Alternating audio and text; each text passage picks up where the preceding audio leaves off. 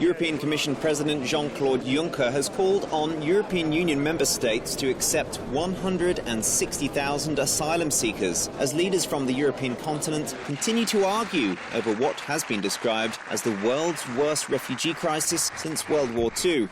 We are not talking about 40,000, we are not talking about 120,000, it's 160,000. That's the number Europeans have to take in charge and have to take in their arms. And I really hope that this time everyone will be on board. Juncker's proposals face opposition among governments, notably in Eastern Europe, whose leaders have expressed objections to the quota-sharing plans.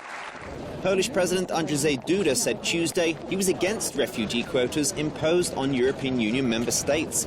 Last month, Duda said Poland was already taking in refugees from Ukraine and that as many as 700,000 Ukrainians could seek shelter in Poland if the conflict in Ukraine worsened again. This potential flood of refugees from Ukraine was, Duda said, why Poland would not be prepared to accept large numbers of refugees from the Middle East, such as those fleeing war-torn Syria.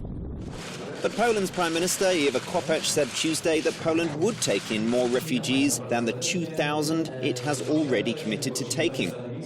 Our potential is bigger than the 2,000 we declared, but the conditions we set should allow those who will be coming to feel safe, and that the Poles will be saying that the authorities took care that their lives were not destabilized. Meanwhile, there are growing calls for the mounting refugee crisis in Ukraine to be addressed.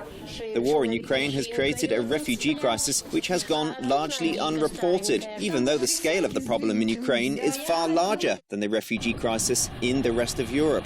The United Nations estimates there are 1.4 million internally displaced Ukrainians and another 1.1 million people who have fled abroad.